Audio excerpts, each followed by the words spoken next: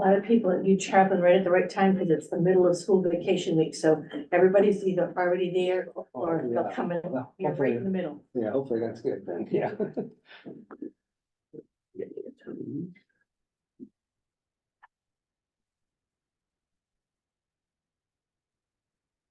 Hey.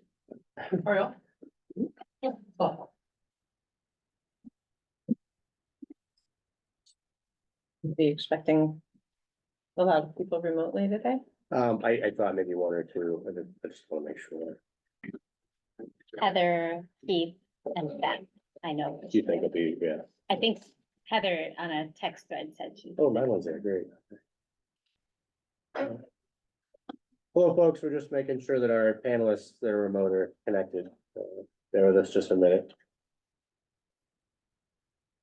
Just to do a sound check, Madeline, are you able to hear me? Yes, I am.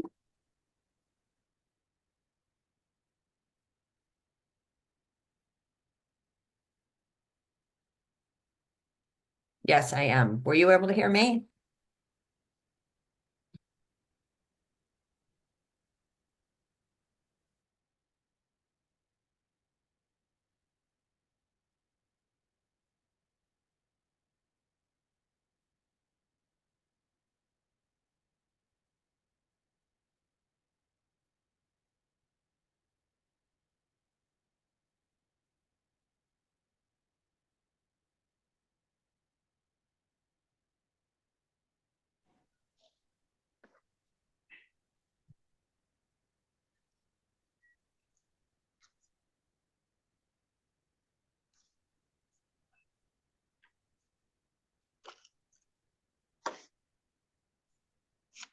Can you all hear us now, perhaps?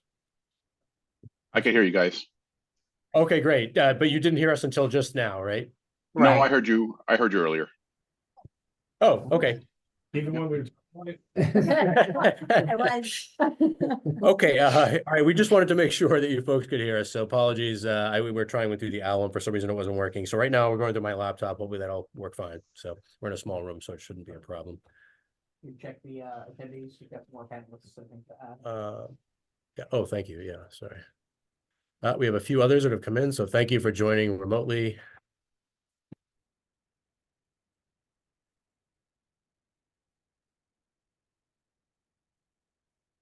Okay. Thank you. I think we have everybody we're going to be getting probably at this point. So sorry. So maybe we should just clarify just for folks who we have in the room here. So Andy Port, we have Rick Alden, Councilor McCauley, Andrew Levine, Jennifer Blanchet, Councilor Khan. Remotely, we have Councilor Granis, Councilor Shand, Beth Track, and Madeline Nash from the Housing Trust. So pretty good composition. Thank you all for attending either in person or on Zoom. Today, we're circling back, as you know, about the MBTA communities and how we plan on meeting our requirements under that program. So I'm just going to show on the screen briefly our reminder slide. But we've been focused out of the criteria that we have primarily on this unit count. And so where we know our 40R district provides a significant number, we've been mainly focused on meeting the differential or the gap there from the 40R. So that's picking up from back in sort of our discussion in February. So we, since that time, have looked at various, things. We've looked at criteria, and there might be others that folks have, but criteria to use for the purposes of selecting the area or areas. And then we have, in consideration of the 3 areas that we have in the city that would be essentially eligible with the state here, we have the downtown, we have Story Avenue and Low Street, which has been sort of taken off the table, and the 40R district. So working around the 40R district, we've primarily been looking at 2 primary types of areas. This is a quick summary sheet of that I sent around, and it's posted on the website as well under the MBTA Communities Project page. This PDF document is just a snapshot, but it basically has a table, which I'll show in just a second. And it's the primary purpose of our discussion is to look at this table and the maps and to try to reach some consensus on what we think makes sense. The planning board did discuss this last night, and we'll get to that in just a moment. They did have a thought of what would make sense here. But in summary, the unit capacity options are shown as a tab at the top is linking to this main spreadsheet table. You can click on the left side here by letter or on this these columns here just to see the options. So if you were to look at A on this table and see that map option, it shows you which parcels in purple are part of that sub area that would be added to the 40R district, which is shown as this red boundary on each of these maps. So with that table being the summary at the top there, I'm just going to blow up that real quick, a couple of things just to show one example through this. So we have our working sheet, the same format that we've seen before. The total number of units required. We have our existing 40R. As a reminder, we're using the conservative low end based on putting aside for a minute all the details that the state uses to calculate build out. We're using the lower end just to be conservative. We talked before about having a little bit of a buffer because of that. We are having a discussion with the state EOHLC next week to talk with them about a few particulars so we can hone in on that more specifically because there are some idiosyncrasies or little details that the state guidelines don't account for in local regulations. So we have to clarify how that would get calculated. And I can go into that further if you want, but in essence, we're using the conservative end of 862, even though we think we're going to fall more closer to the 930. But that leaves us about 430 that we need to make up. I put in parentheses here that given prior discussion, if we use the Hines Way area, essentially taking credit for an area that has been already built out, that would reduce that remaining capacity, unit capacity that we need to create to 355. So we're down to about 355 units total that we need to make up. And then the working sheet that we've been using, in essence, just for use one column, is in this example, Parker Street to Graff Road with 40 Parker Street included. So that's the Mark Ritchie Wood turbine facility or site. With that property included in this example, which was that map I showed a second ago. In this scenario, first purple section here shows we didn't model 20 units an acre. We weren't assuming that scenario, so that wasn't run through the modeling.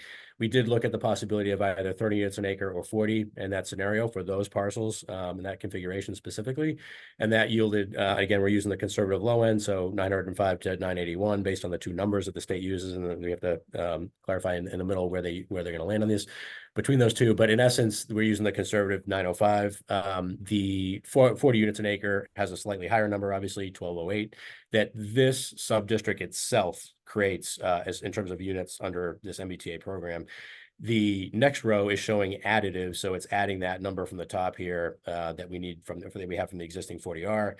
It's adding it to that, and then it's saying, here's the total that we would have. And so the result is shown in the yellow down here, which is once we've got that number with the 40R district and this map option combined, have we exceeded the 1292? And this negative number here is indicating that we've exceeded the state requirement. This 72 is closer to that, right? So we're looking to get to zero or, or that negative number to make sure we've reached the state requirement. So each of these scenarios in the table basically shows based on those sketch maps of each of the areas, shows those numbers. And the other thing that I've indicated in here, just to illustrate our options and some of the things that have been discussed, in the red boxes that I've highlighted. So there's a whole section of Parker Street options. Before this bar right here, all these ones on the left are Parker Street options. So Parker Street, there were various different variations on a theme, and basically add a parcel here, delete a parcel there, go this far down Parker Street or don't.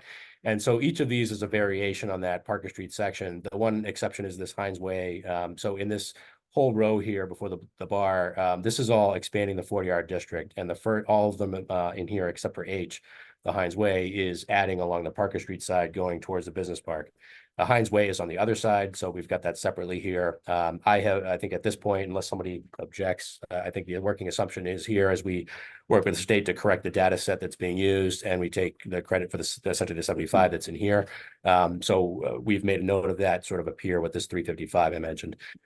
So beyond that, on the right side, you're seeing two options that we've also talked about. So originally we talked about MPRO or reaching up towards MPRO on Route 1. As a corridor, possibly including the hillside site and possibly the cemetery. We talked about that, the pros and cons of various configurations in order to attach it to the 40R or have it be contiguous.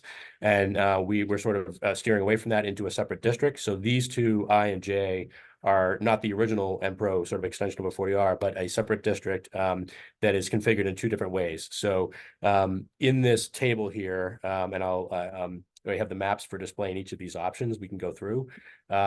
The highlighted box here, the red ones are just examples where, based on the negative numbers that you're seeing at the bottom here, so this is the result at the end of the day with the 40R and with that map scenario to add to the 40R, or in here to have a new district added to the 40R as a separate district with the 40R.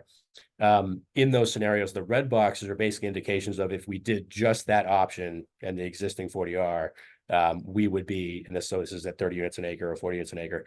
At these red boxes, we would immediately essentially satisfy the state requirement with that. In the blue boxes here, this is actually the one that I'll let Rick speak to this as well as the chair of the planning board. That this is the blue boxes to combined, all three of these together with the 40R district represents what the planning board recommended last night, coming out of their discussion. So they were recommending 3 properties on Parker Street, which are essentially the ones, and I can pull up these maps as needed, across from the Mark Ritchie wood facility that is 187 units. Then there was an added to that, the assumption again of Hines Way, and then added to that the NPRO version 2, as we're calling it, which includes a section of Low Street crossing under the rail trail there. So, and that all these units together, the 188, 75, 187, and then the 862 up top, reaches the threshold. The other one that I highlighted just for reference is the 2 green ones here.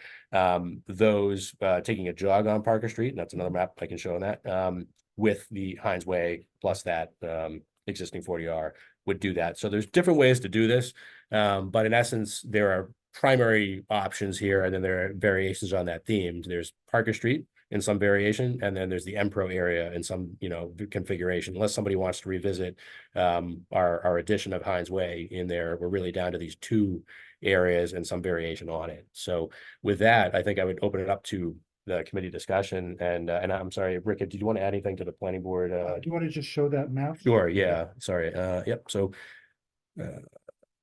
sorry, let me one second, I must have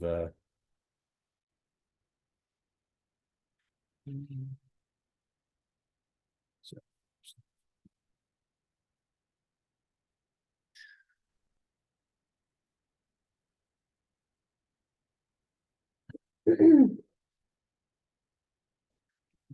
I had that up, sorry.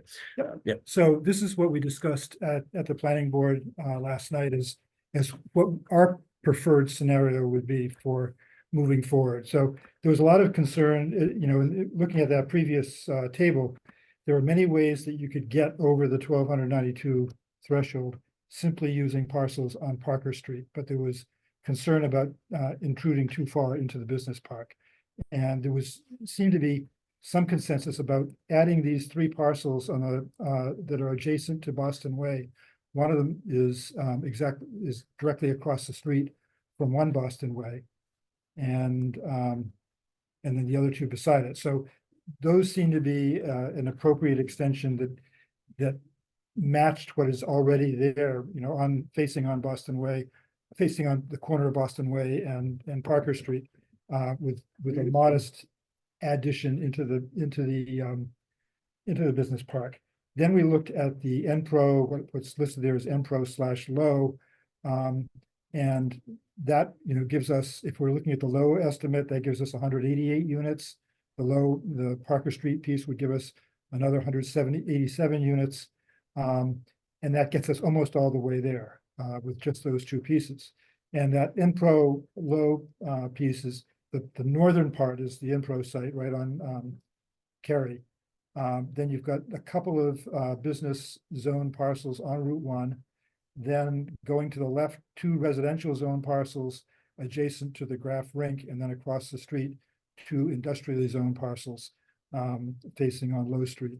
And even though that lot extends across the dotted red line is the half-mile radius from train station. Even though that larger parcel extends across there, most of that area back there is wet. So it's not likely to be developed there. So it's really, the idea is development on Low Street. And the reason we felt that this was a good site was, A, it's walkable to the train station. B, it's very walkable to CVS in the downtown. D, it's close to schools and recreation facilities. And in general, we felt that a residential use of the Enpro site is a better use than say, a fast food restaurant or whatever could be done in the B3 district right now. So if we could promote a higher quality of development there, that would be, we thought, desirable. So those two pieces, Parker Street and Enpro Low, get us almost all the way there, but we still need a little bit more to get over the finish line. So adding Heinz Way in gives us potentially another 75 units of capacity, even though probably nothing will happen there. It's probably just theoretic capacity, but nothing will happen there. But that would get us to achieve the goal of getting a total of 1,292 units in the most conservative assumptions about unit capacity. And using the 30 unit. And use, yes, parameter, so right, it's not, so that- not as dense as Right. that grades down as it goes away. Right, so Heinz Way, right, the State Street portion of the existing district is currently zoned for 30 units per acre. So adding Heinz Way to it makes sense there, not changing the density. The Boston Way side is zoned for 40, but we felt that potentially that'd be too much for having a higher density going down Parker Street. So we felt that that would be, again, another so-called smart growth B district with the 30 units per acre. And then the same thing with Enpro. We didn't feel like we needed to go to the train station level of density there, that the 30 units per acre would make more sense there. So this is what we would recommend, that we didn't actually vote on it, but there was a consensus of those members present that this would be our desired approach. And I guess we were asking, if this were to go forward, we would then need to ask MVPC to complete its economic feasibility analysis for affordable housing on the Enpro site. Thank you, Rick, for adding to that. I did, just to be clear, I did send to the council a memo just summarizing briefly that, and I didn't elaborate on in great detail. I can further elaborate on it, but my view was, and I completely understand the perspective of the planning board. My recommendation or my thought was that I landed on the scale of various different balances of factors here. I landed more on the Parker Street side as opposed to using this Enpro area, so to speak. There are a couple of reasons for that. I just wanted to note that for the record. I think that it's more important that the discussion happens here and that the council obviously reaches consensus as a body. But we're here, planning board and advisory committee to help with that process. My reasons for that are several, but I just wanted to just be clear, sort of where I stand. I have no problem whatsoever with rezoning this area in that capacity. I think it makes sense conceptually. I don't have an issue with it. I don't know that we've really discussed this particular area before, so to speak. So while this is an area that the council's discussed before in terms of housing, isn't necessarily new. It's an expansion of it. I don't necessarily know how that discussion goes and anything else that might be involved there. The Enpro site, we might think of the MBTA communities as a way of harnessing the redevelopment of that site, harnessing MBTA to get the redevelopment of the site and to focus on multifamily there. That's something that we can also easily toggle on and off, and which I agree with, toggling the multifamily and removing the sort of commercial component or option, which to me does not make as much sense there to have a traffic generating use in that location, given the way Cary Ave and Route 1 are oriented southbound. To me, the multifamily housing makes sense there. It's just not obvious to me that we would need MBTA communities in order to do that. One other factor I was looking at was just any area that's closer to High Street, closer to these sort of areas of the city, the historic areas of the city, tend to be a little bit more sensitive and bring up other discussions and debates that might be had about the zoning parameters. So I think coming about our discussion last night, we were working on the assumption that if the scenario is being used, we're working with the 30 units an acre and basically the same sort of parameters out of the 40R district and tweaking only as necessary based on our discussion and based on if there's anything, of course, with the MBTA communities that would be precluded. But one of the things that we lose out on if we do here versus say Parker Street, just by example, which I also feel like is worth noting, just the size of the business park, a few more parcels, it doesn't, in my view, substantially impact that area, so to speak. But that being said, the EFA that Rick mentioned is actually, I think, it's somewhat important because it illustrates here that not only is there more of a debate to be had with the state about what we can do there on affordable housing, but we're immediately limited to somewhere between 10 and 20% on affordable housing. And my understanding is most communities are not right now landing somewhere, but they're landing somewhere between 10 and 15%, but not necessarily getting to 20 and certainly not getting to 25 because that's not allowed under MBTA. So all these things, being said, it's not, I guess, immediately obvious to me that this is a preferable option to do this in a little bit more of a complex way and add in this other area. Mainly because if the goal here is to really focus on MPRO, and I'm not sure what we think is going to happen sort of specific from a practical reality in this area here, given what's there, and the configuration of the lots and wetlands and so forth. To me, it seems like this could be more easily accomplished in that way, and we wouldn't necessarily have to reduce the affordable percentage that we're creating of units, and maintain a little bit more discretion in this area here for what happens. Overall, there's a valid validity to each option and area, and each of these factors, is different. It comes in different ways. That's just wanted to be clear that that's where I fell. At the end of the day, I'm fine with whatever option we end up choosing here. We just have to be cognizant that this has a little bit more involved with it, including the discussion if there's any other parameters that folks want to adjust in local zoning in order to accomplish that. Whereas this one is a little bit more straightforward in that respect. So, And if I'm following you right, you're basically saying we need to think about where we want to have the customizability that we get from doing our zoning rather than the MBTA communities related zoning, and that we should think about a site like MPRO, maybe that's not where we want to do. well, that's one primary factor for me Yeah. in thinking that MPRO is a little bit different because of where it's situated. To me, that seems like something we'd want to have a little bit more of discretionary review, where MBTA does not allow that. It's an as of right, so to speak. There is some design control, but to be clear, under MBTA communities, the state can also essentially evaluate the type of standards you have to make sure they're not going to essentially be effectively precluding. It's a little right. You're not going to have as sturdy a process in pushing back if you get something that's unacceptable. So again, that's just one factor. But to me, that seems like it would be perhaps more important up here than down here, and that's added to that to me on the. And others might disagree and think that, Parker Street 3, you really want to have more control rather than an MPRO site. Yeah. And that's the discussion that. Right. That's a discussion we all need to have. So. Just a question. Sure. Are you suggesting then, to include, instead of option D, include option E? Sorry, let me just go back to the table. I apologize. I don't remember which one is which. So sorry. Yeah. No, I haven't. So it's okay. So sorry, say again. You suggest, so I understand what the planning board has suggested. Yes. And are you suggesting swapping out D and J for E? Is that what you are? I guess what I would say is this is I'm not wedded to any particular. Oh, sorry. Yeah. Maybe you shouldn't. Well, I think it's actually important because so and I don't think my answers here is unreasonable, but I'm not wedded to any particular scenario on Parker Street because there, again, you can see here with the red boxes, there are several options on Parker Street to meet the requirements. I'm not so fixed in thinking that, these certain lots on Parker Street have to be that. I can walk through each one why I think makes sense. But to me, Parker Street, any one of these options that fulfills that on primary with the Hines Way, for instance, to me would be acceptable and would make sense. So I don't have to pick, I guess, one of these Parker Street specifically. I can tell you which one I maybe I prefer. But to me, any one of those could work just as well. I think generically is the way I'm looking at it. Okay, so well, I'll jump to the end there. Okay. Sure. Because I think, we're an advisory group, right?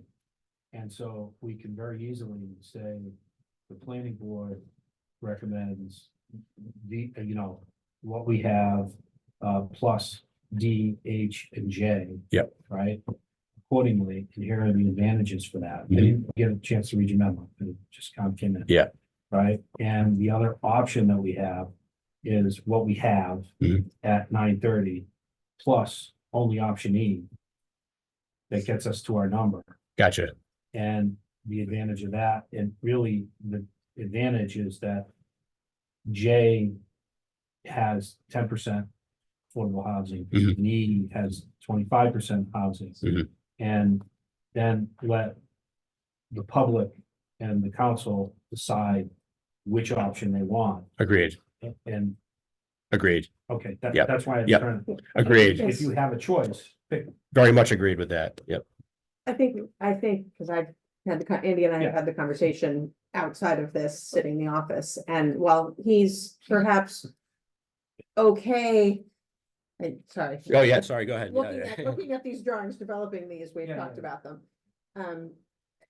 Well, as a planner, he said he's okay with any of those. I think there's also the sensitivity to the position that some members of the council and some members of the planning board have said about not going too far down Parker Street, and therefore, Yeah. I think your assumption there that the jog is the sort of most palatable, given the others' concerns, Yeah. and that would be the one that Yeah, I get it. is the first step.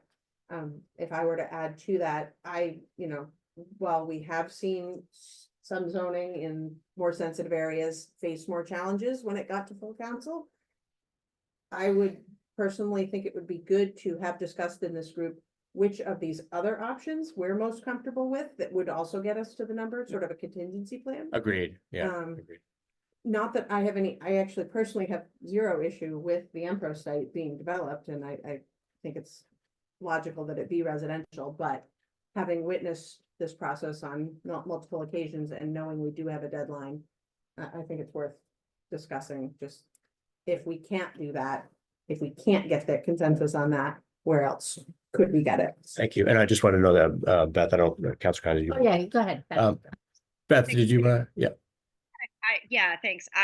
Before we go any further, can we just review on the map what E and F are? I'm pretty clear about all the rest of them, but I like the description of a jog is not necessarily totally clear. If we could just like make sure we know exactly what each of those table things are talking about. Thanks. Okay. yeah, apologies. So, and I'm happy to flip through these maps, we go corresponding with the table. I can, it might be a little hard to show both at the same time, but anyway, this is the jog scenario. And I'm sorry, which, are there other ones that folks wanted to see? Because there's several on this variation here on a theme, but E and F are Yeah. both jogs, but one of them doesn't Shorter go one. all the way to, one of them ends sooner, the shorter jog. so I zoomed out a little bit on this one, so it's not the same scale, but it's, you can see it's just, Oh, that's that's E, which goes all the way.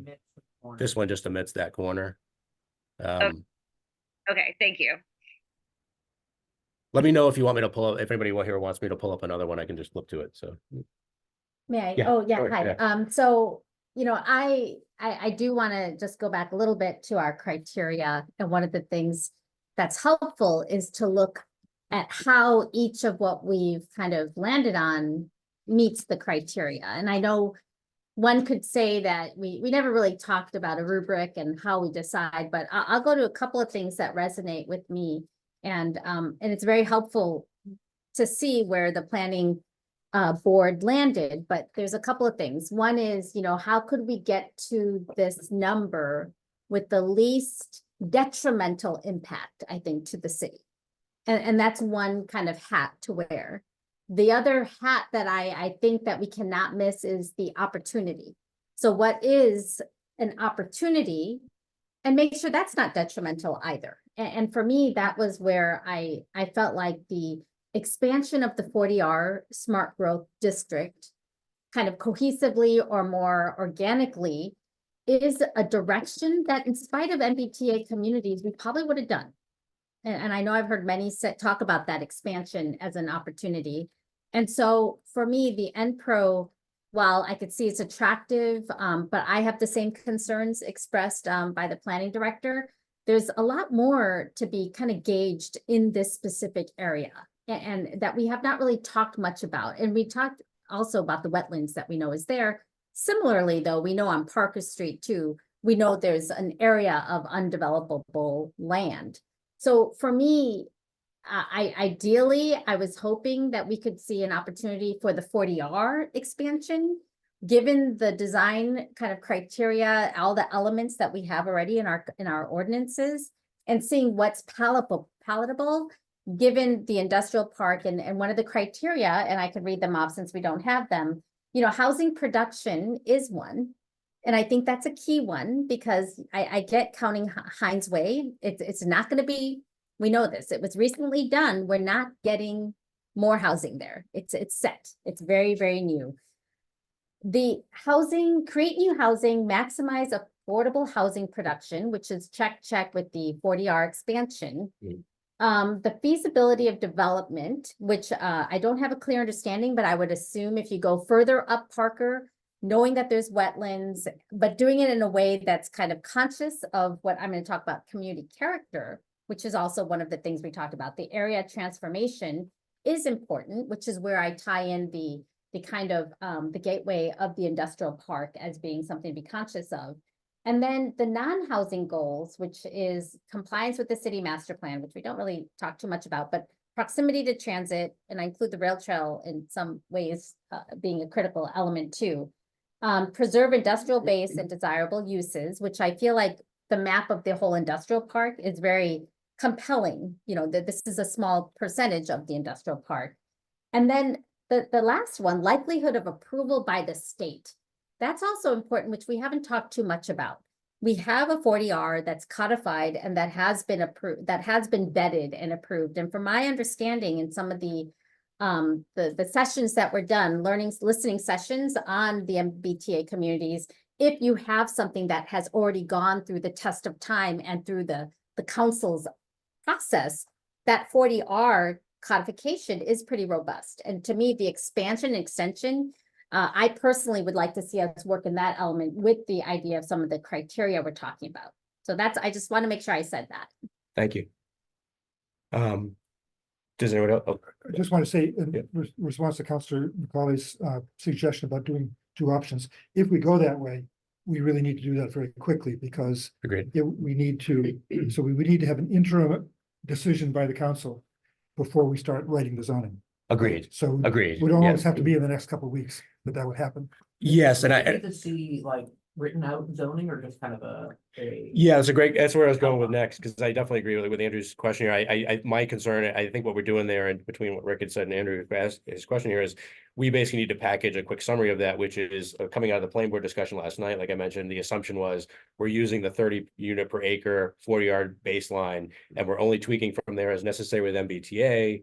And then if you have any concerns beyond that, let us know, because otherwise the plan is to use the same essential zoning in that area in terms of design process, design guidelines, et cetera. We know, like Councilor Khan said, assuming the same sort of framework there, modifying is necessary for MBTA. And then unless somebody has a specific provision they want to modify, that's what we would be working with for economic feasibility analysis for zoning, provisions and so forth. And that would be, that could be communicated via like a memo or a quick, summary of the scenario that would be run with these, two scenarios like Councilor Macaulay said, this is the scenario on this one, this is scenario on this one.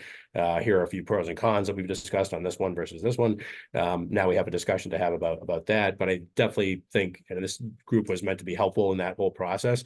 It would be great to be able to verify with the larger council, and this is why it's great to have, the cycle of planning board meetings and planning and development committee of the whole, but ultimately speaking to have the full council be able to chime in so we know we have a relative consensus there about the preferred option that we land on if we're giving two. And I don't frankly care if it's one of those specific Parker Streets versus the others, but I do like that idea of being able to vet that with the larger council. And it's really more important if we were to consider something on Low Street and Enpro, because if it's a no-brainer to extend it. Agreed. That one requires more discussion. There's no, we don't have to do anything. We just draw the line differently. Right. So it's so that the need, so if we wanted to throw away the Enpro option, then we don't have to talk about anything because you just redraw. Right, but if we do want to include it, we might need to just verify that we have the same parameters or if there's any major concern. But Yeah. we would need to have that. We wouldn't want to move ahead. If we were going to give two options to the council, we wouldn't want to move ahead doing a lot of work on Enpro until we had a feedback. Completely agree. Yeah, sure. Thank you. Yeah, Councilor McCall. No, you have. Oh, sorry, Madeline. Yeah. Madeline, did you want to chime in? Yeah, I just did two quick comments. One is a question. So the existing Boston Way buildings, are they, I mean, I see on the map here 40 units per acre in that 40R district, but are they at that density? I think they're about like 38, 39. They're just under that threshold about thereabouts. Okay. Yeah. And just a comment about the Enpro Low Street. I mean, I do feel that area is ripe for development, but I'm imagining people having concerns about the intersection there with traffic light and everything. I mean, it's a tricky area, and I just imagine people having concerns about that. So I lean towards the Parker Street area as in agreement with what other folks have said, that I feel like, there will be more community acceptance and it sort of expands the 40R district with more affordability. And and we already have, zoning in place for that, so it makes a lot of sense to me. Thank you, Madeline.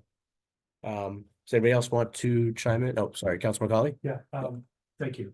So, first of all, I want to say, I agree that we should make a recommendation and hash it out before we go any other way, right? Because I think that's important. And I do think the public seeing these plans, whether through the packet or through planning and development or whatnot, is important because the public always tells us what we can and can't do in pretty straight terms, right? If I had to pick one, right, for example, right, the option that you have that the planning board has recommended is the smart growth district, Heinz Way, and options D and J, right?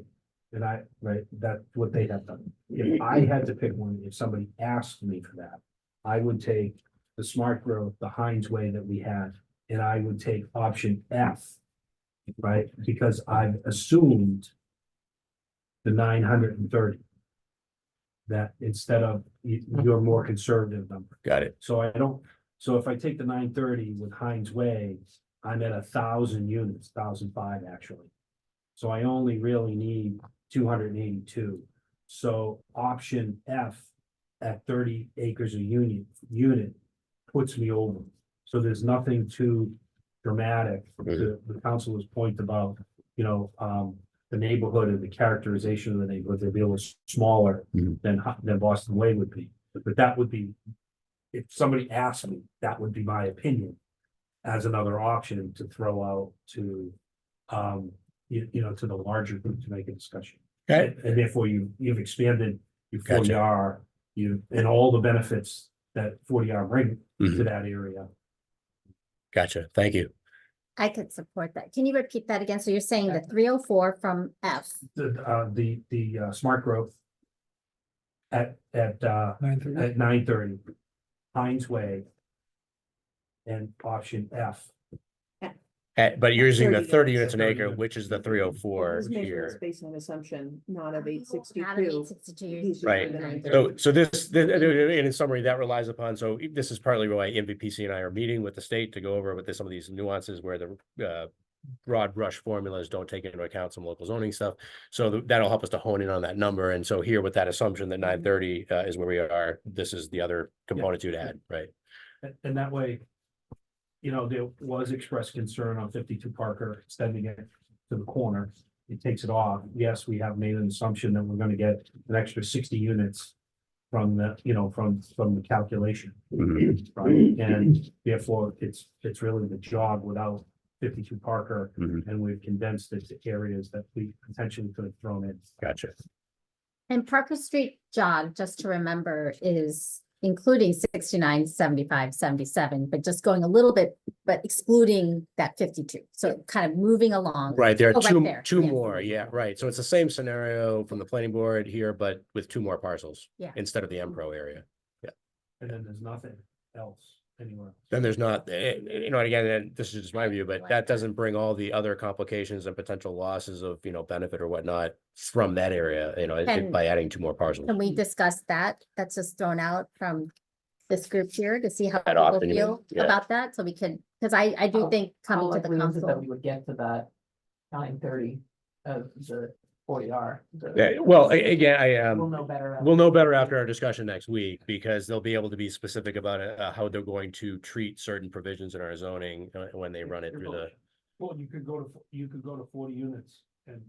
Yeah. And meet the gap. and that's, I appreciate the question and the response, because one thing is that Ian and I are very adamant. We think it's very important for the city to leave a little bit of buffer there regardless, because even now when we get their feedback on how they're going to treat it, we still have their formal review of the formal application later on. So should there be any discrepancy, great to be able to know not only if we're aiming for something, but also we have a backup if there, how we want to tweak the backup if there's a gap there. So it'd be good for us to submit to the state with a little bit of extra, rather than right at the line and having some debate as they go through it, And I don't wanna, kind of take shortcuts on this, but if you want to get council approval, you should do it before budget season starts. Sure. Right? Because Sure. other than that, you're not gonna get anyone's attention until the June deadline and that we would have done work, right? Right. And all of a sudden, everybody goes, I don't like it, right? 100% April agreed, yeah. 29th meeting, we could get something submitted. I because agree, and you I- met with Planning board, now us, and before that, I think you met with planning and development. I right? That did, I way- agree, and actually, Councilor Shan has her hand raised, that's great, I actually wanted to defer to her because not only does she have comments and concerns of her own, but also, which would be great to hear, but also she can explain in terms of the committee, I did submit my memo with this updated information to the council for this next packet, so from there, in terms of committee dates, I presumably after that council meeting, receiving that communication and then having discussion in P&D committee of the whole, if all councilors show up would be great, we'll be able to get a larger discussion, so Councilor Shan? Yeah, thanks, Andy. So, excuse me.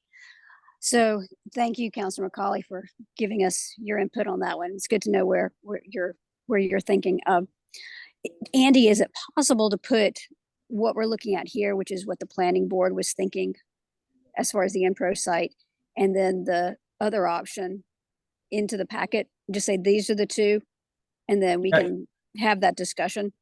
Yes.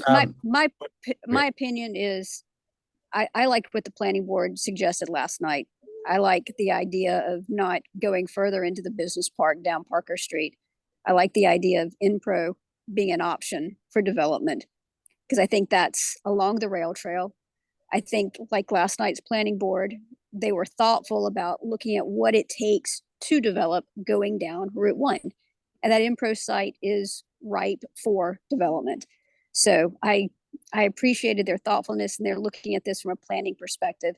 And I appreciate the comments you made, Andy, about it's not part of the current 40R and it would take some work, and we haven't discussed it before, but it's not the first time we've talked about Impro needing to be something other than a dirt lot.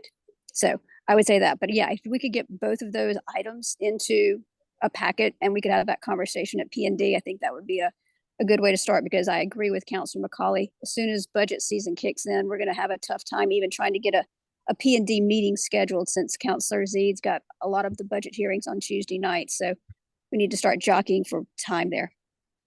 Much appreciated, Councilor Shan. A question to Rick, I guess, in terms of, since the planning board has its last meeting, we've developed this sketch plan, right, to show what the planning board recommended.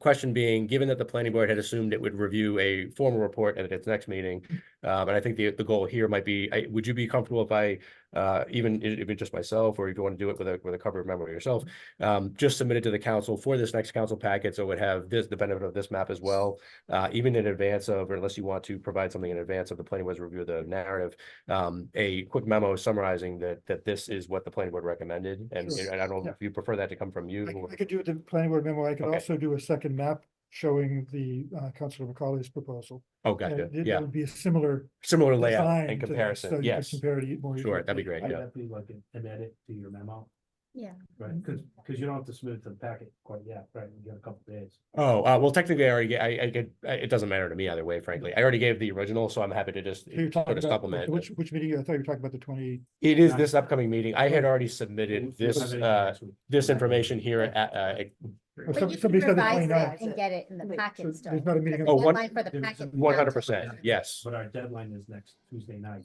Yeah, to get things in the packet. Oh. Right, so if you submitted something to the packet, you Got can it. take it back. yeah, that's. Right. the- So if, Back. and I have no preference myself, if Councilor Shan's comfortable, I can just amend the Sure. memo I've submitted to clarify here and Right, add that. that'd be good. Yeah, Okay. Yes. Yeah, Rick, if you I'm- want with the Work two with you on maps, that. I'll just, yeah, okay. I've got a Yeah. question.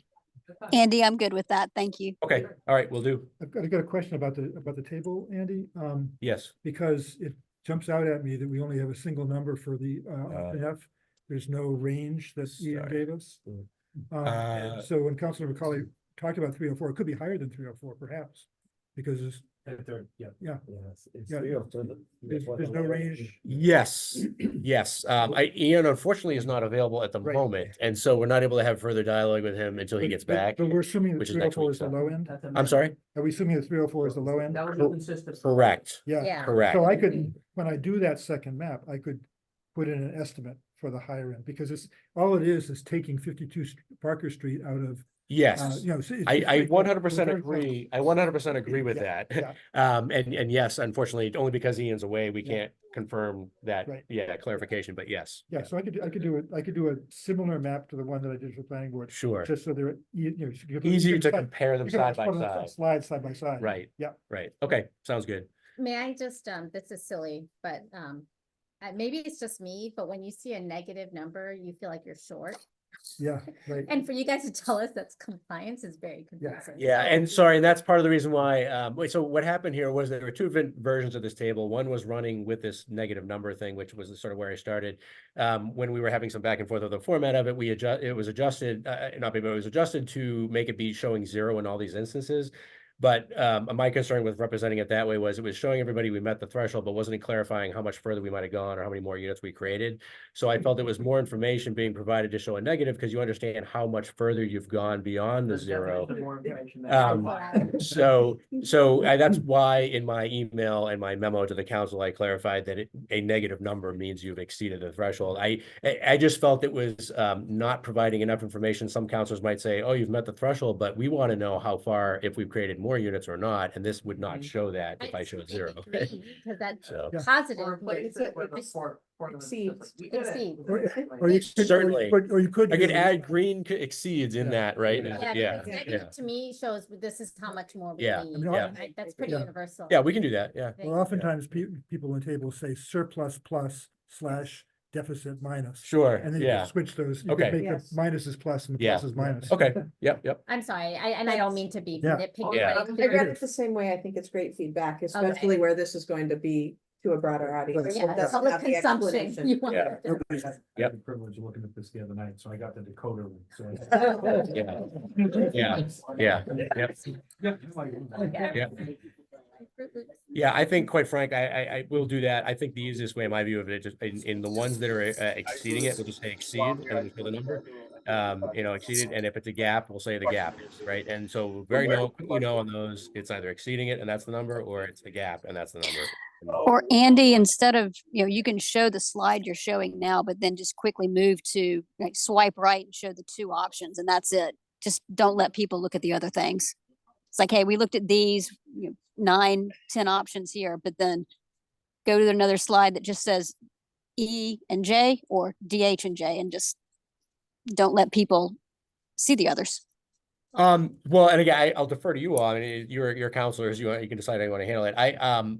My only hesitation with that would be that I don't want to deprive other counselors of seeing the other options that have been discussed. I'm saying uh, leave this slide, Yeah, but then add 2 more to say, hey, this is where we got to. Like, here's where the planning board is, and then here's where, others are as far as going into the business park. agreed. that's it. Sorry, I was wondering, are you suggesting that we not include these variation maps?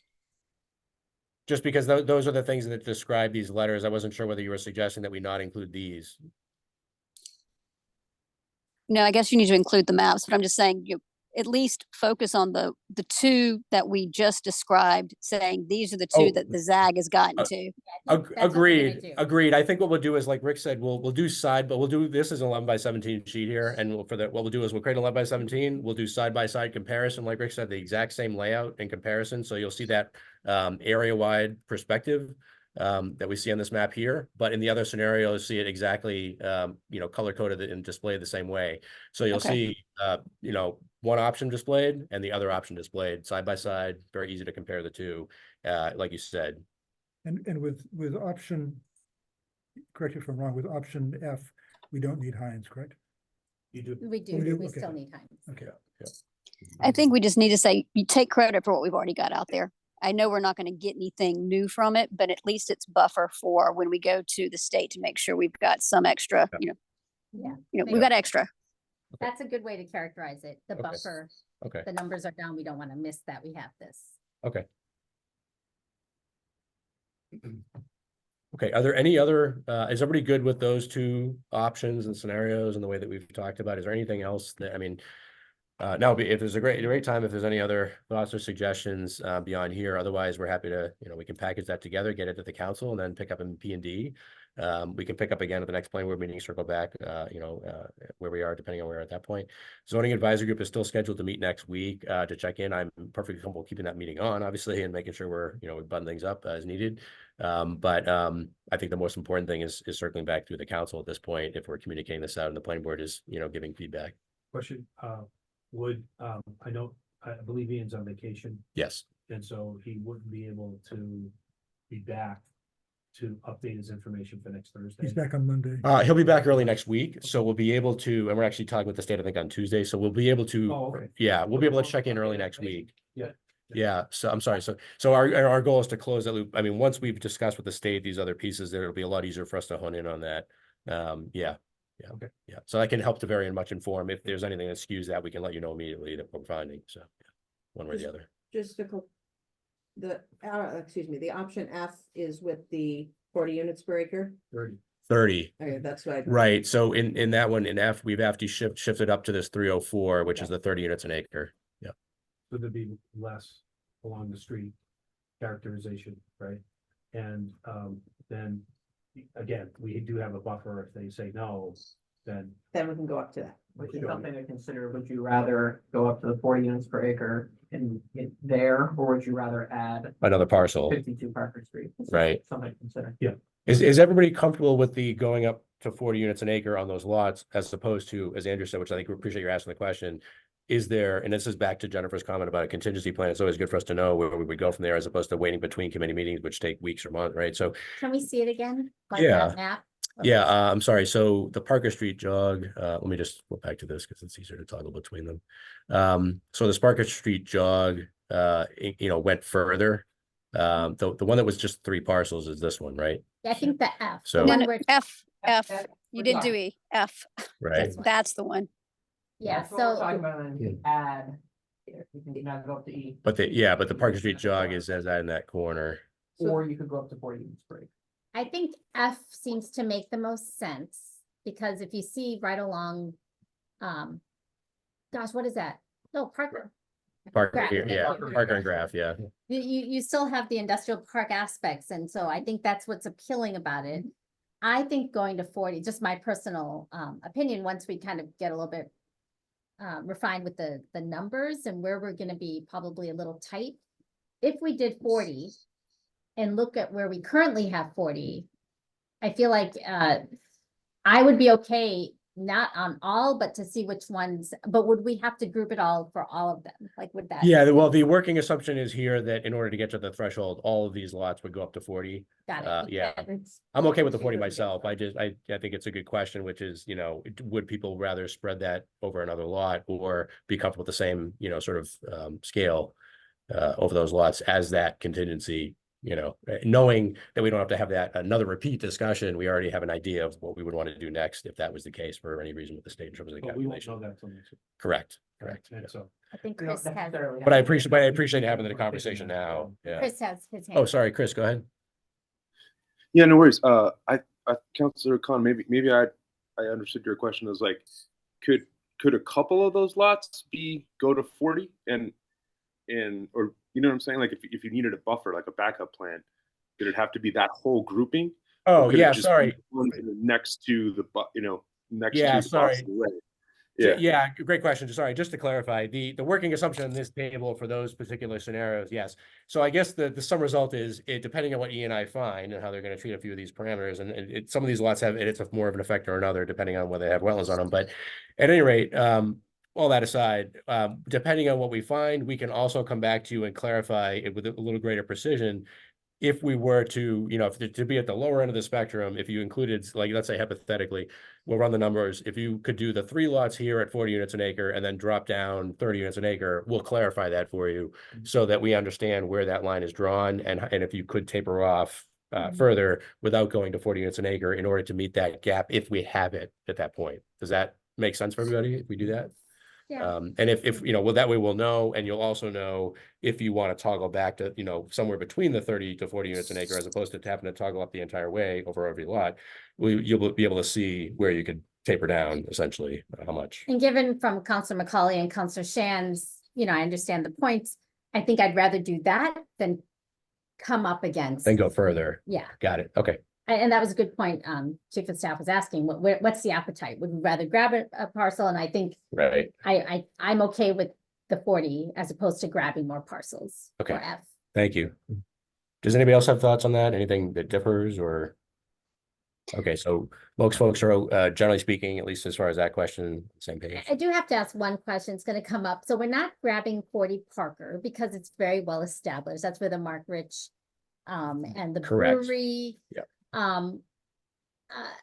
I just think we're going to be asked to explain that. So I just want to make sure I have talking points because what is is it because of when you look at the existing character or what's there? Explain to me so I know we could justify that. I don't want to speak for others, but I think the assumption there is that there's a concern that we not lose an commercial industrial use there for the primary space in there. And the idea is that we're not going to touch that parcel with this in order to not encourage that, essentially. That's my understanding. I guess my perspective is different. My perspective is that right now a couple of the uses in there, not all of them, but at least the brewery and potentially the rock climbing place activate the rail trail. If we could make a stronger connection to the rail trail, then we would have more of a community space. And I can see on the new development that's happening on the opposite side of the street, which is going to have, the opposite side of the rail trail, the third Minko property is going to have some community space there. So we could actually start building a little node there, and rather than replacing an existing kind of active, successful community space. So in your assumption, you're assuming that if multifamily housing were developed on the 40 Parker Street lot, that it would assume also the displacement of the commercial uses as opposed to their retainage somewhere in the development scheme. I can't see you would think multifamily bump the whole happening thing? as part of the Mark Ritchie building. Oh, no, no. I mean, if you take out the Mark Ritchie use, you don't think that someone would want to keep the other uses in any configuration. The assumption here is it all becomes housing. Is that? Got it. I think that you'd be taking down the building. Got it. So the reason Right. is really related to parcels that are currently active versus more passive, because the ones we're grabbing now, what's their status and how is that different? And that's my maybe ignorance, and maybe the board. Well, I can tell you that Hall 10 Leather is about to go under because they do all of their tanning in Haiti, and they are probably going to sell the building. So that is not an active one. I think the one next door to it is probably the Stag empty. Autumn Yep. there. This is yeah, and that's the one that Cowie owns. That's just this 50. That's been empty for them. Perfect. That's a really good reason. So that write-up is the parcels we selected are currently Underutilized. Right? underutilized, maybe Yep. not around. The one that we're not including is active, and that helps. Thank you. Right. That's all I want to make sure. Thank you. And I think the way that Director Port's been trying to explain all of these things, this is going to be another village. And if all you have is housing and nothing for them to do, I mean, that building there that Mark Rich has, that's where everyone goes to the brewery. This is the beauty of that spot on the rail trail. That is where everybody goes to hang out, along with the rock climbing. And honestly, if they put Haji's where Haley's was, I think that's going to be a happening spot down on Ward 3. Thank you. I think, Councilor Cowan's right. I think the state will, for obvious reasons, the state, not that I think they're going to object at the end of the day. I think that it's obviously complying with the regs. They'll ask that question and then we'll have an explanation, clarification as to why. It's a logical question for anybody to ask as we think about the boundaries of a district. So. Great. Is there anything else that we didn't discuss today, short of what we discussed and sort of going forward from there, circling back, depending on where we are in the other discussions and certainly the council, and anybody want to add anything? Should we do it? Yeah. Quick question, pivot off this a bit. The financial study that Yes. has been referred to, Yes.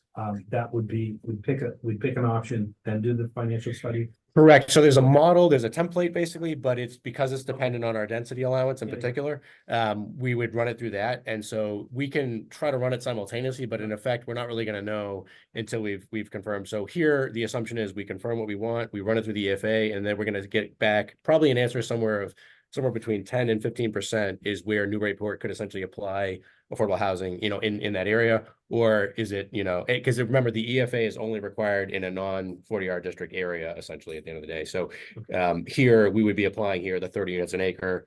And then the other sort of parameters are in that model, and then spit out the other end is the state's interpretation of what they think is a reasonable threshold for affordability. And we would come back to you and say, here's what we could do by ordinance. So, So if we chose, if I heard you correctly, if we chose just to expand the 40R district, we wouldn't have to do any FA.